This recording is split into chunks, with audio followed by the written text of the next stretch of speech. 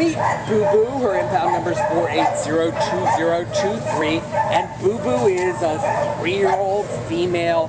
She's got some spaniel in her and maybe a long-haired Chihuahua mix. She was discarded at the Downey shelter on February 19th with her companion Buzz Buzz, who you met in another video.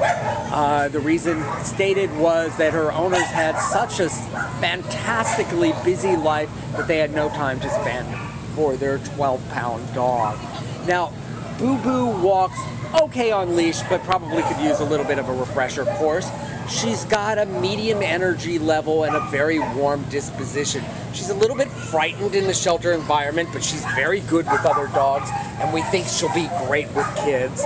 She just needs a little bit of reassurance and a little bit of love. Being dumped at a shelter after living at home is not a very pleasant ordeal for a dog. She is going to be a very accomplished lap dog.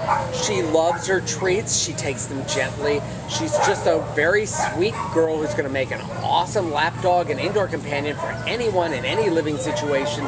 This is Boo Boo, available for adoption today from your friends at the Downey Shelter.